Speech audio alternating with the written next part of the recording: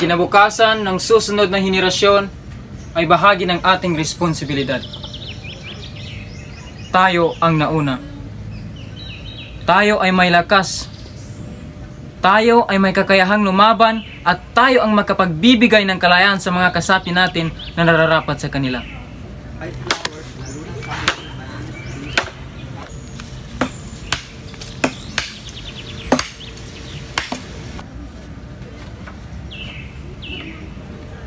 Malaki ang tiwala ko sa iyo, Andres. At bilang ama ng katipunan, ipapaubaya ko sa iyo ang desisyon na gawin mo kung ano ang nararapat. Napakarami na ang naging biktima ng mga Espanyol. At mas marami pa ang mamamatay pag hindi natin mapigilan ang kanilang pangapi. Sa labanang ito, isusuong natin ang ating mga buhay sa panganib.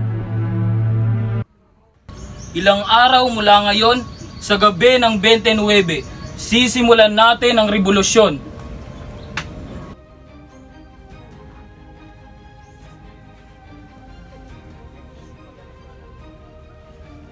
Pagmasdan nyo ang munting papel na ito na nagpaalipin sa ating lahat. Katipunan, kailangan na nating wakasan ang ilang daang pananakop sa atin ng Espanyol.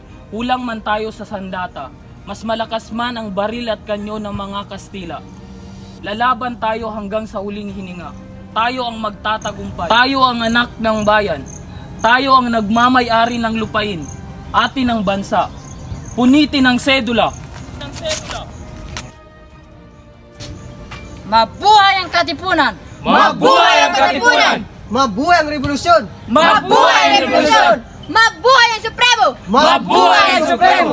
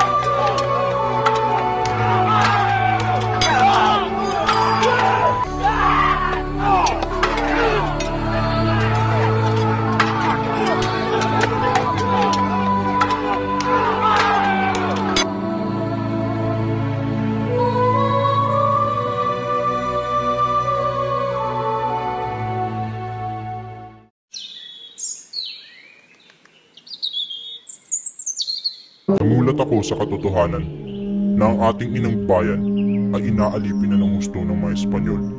Kaya nagdesisyon ako na gumawa ng himagsikan laban sa mga Espanyol. Wala na akong magagawa. Takpin na ang Supremo. Masusunod, Senyor Presidente.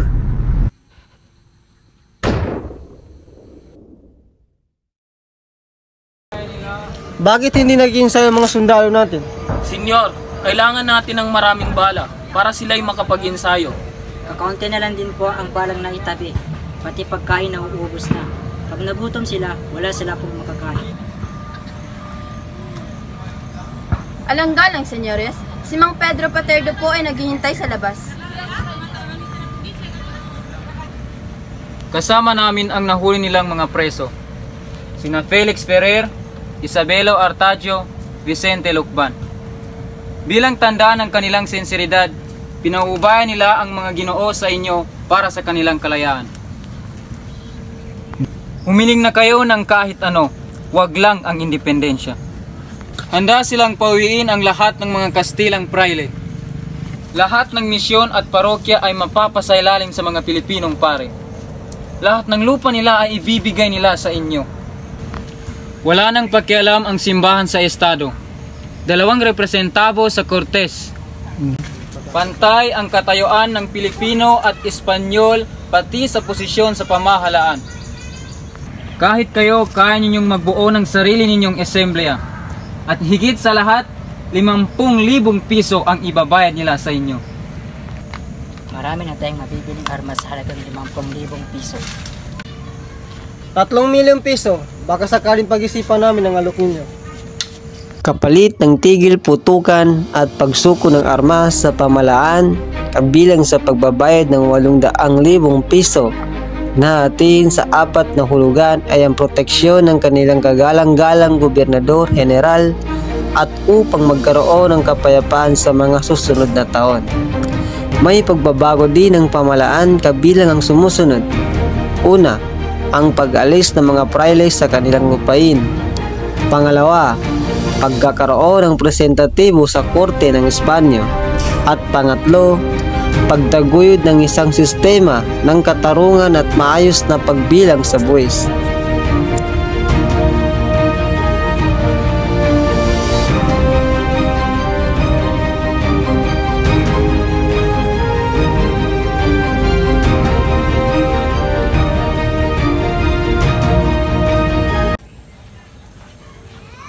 Buenos dias, senyora. Ano po ang aking may paglilingkod sa inyo? Linisin mo ang aking paa. Masusunod po, senyora.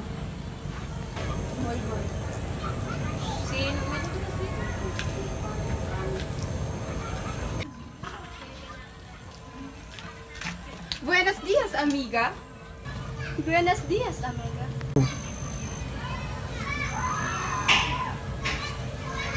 Kumusta ka ngayong araw? Mabuti naman.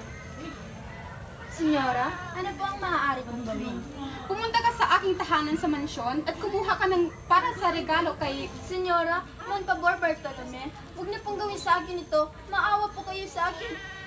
Isa lamang po kung Pilipino na may busilak na puso at naglilingkod ng tapat na totoo.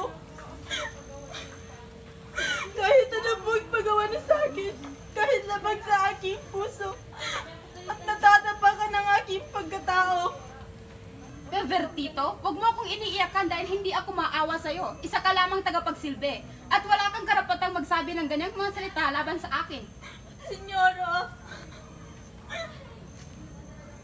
No.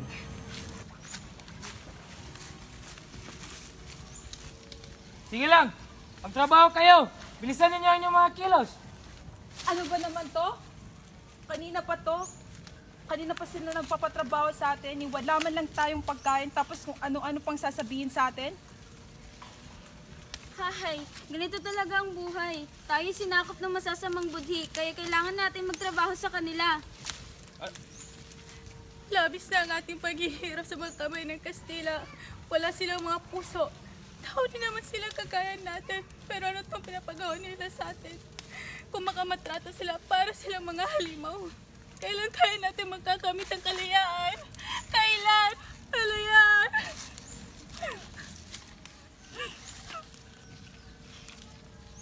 Ayoko na! Sukong-suko na ako! Grabe na yung pag-aalipin nila sa atin! Hindi ba nila nararamdaman yung paghihirap natin? Wala ba silang puso? Hindi ba nila nararamdaman yung paghihirap sa atin? Wala ba silang puso?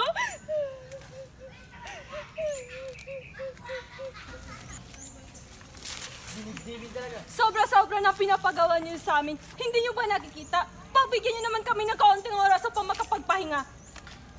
Huwag ka na pamikirin. Pag sinabing magtrabaho, sundin nyo. At sino bang nagpapasal sa inyo? Sa kabilang dako.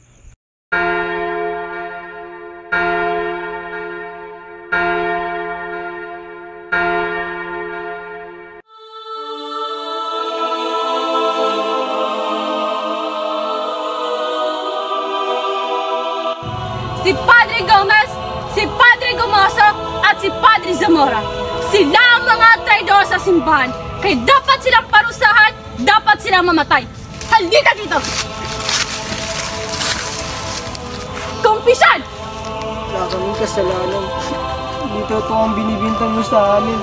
Mamamatay kaming marnis ang aming konsyensya. So, Vicente! Isa ka sa mga sumama sa pag-aalsa noon. Kaya dapat kang parusahan! Dapat kang mamatay!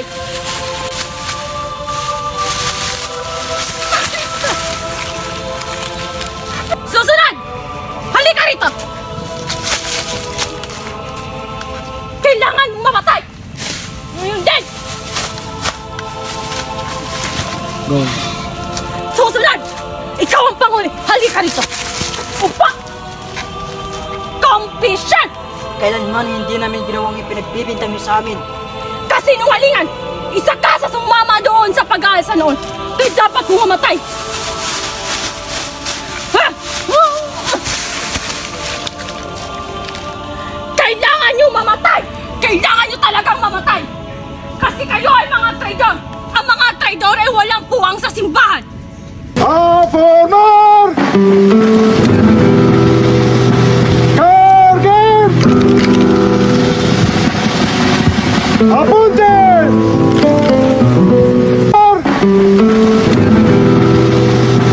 Carguen! Apunten! Minsan daw, mayroon isang batang gamo-gamo na naakit sa liwanag ng apoy. Consumatum est! Maski anong paalala ng kanyang ina na huwag siyang lalapit sa apoy, ay lapit pa rin siya ng lapit. Do you think Americans do accept our flag? They have to. Our country deserves the flag that truly resembles its dignity and struggle to independence. We will make sure our flag are the best one. But how we finish it? It's time to meeting tomorrow. We should work on this faster. We should not let the opportunity pass by. We won't. We will finish it this day, whatever it takes. Go.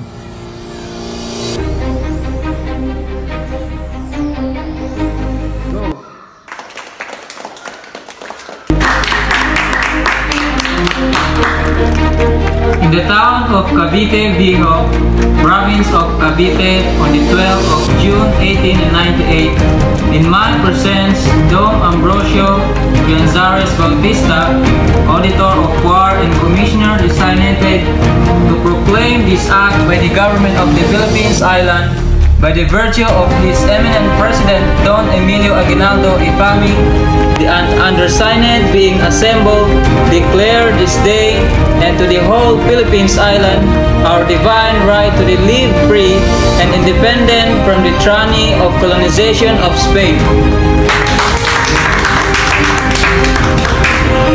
Now I'm holding the said flag to display to this assembly and for all to solemnly wear to recognize and defend it to the last drop of our blood.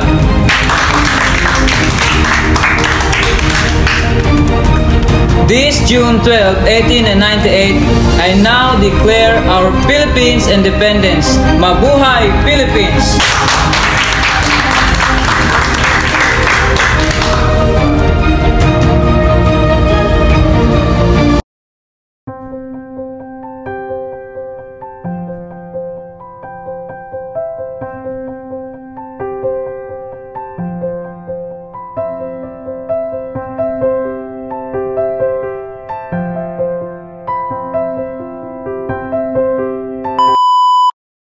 The behind the scene.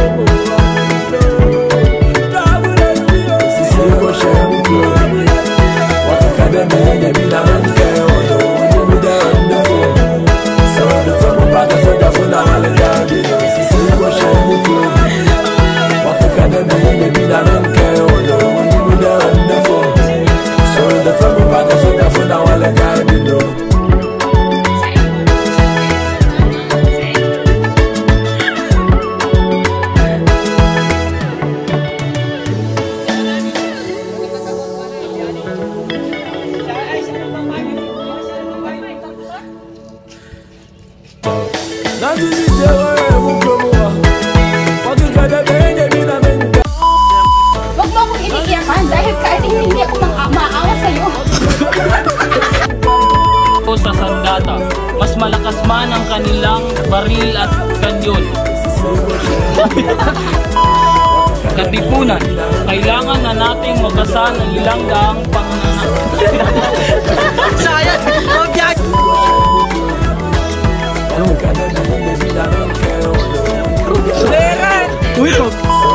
Susunod! Susunod! Halika rito!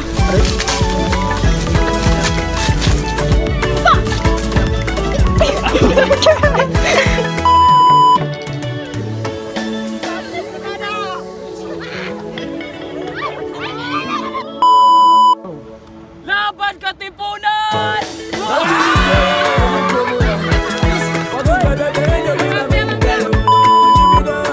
Ilang araw mula sa ngayon. Gawamba! Boy, gawamba! Ilang araw mula. Go! Adjali balik ka ng kanan! Siya! Anak! Ito ba ka nagsila ko?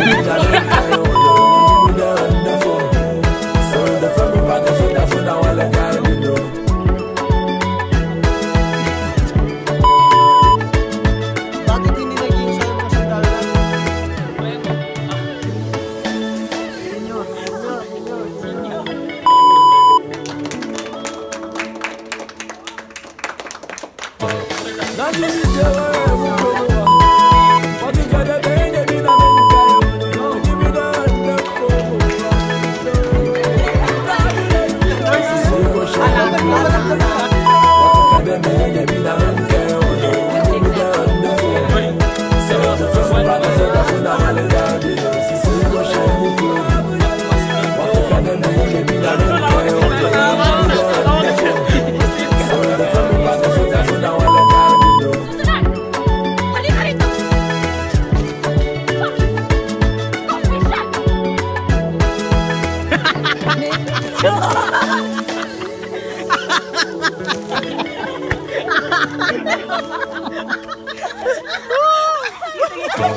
That's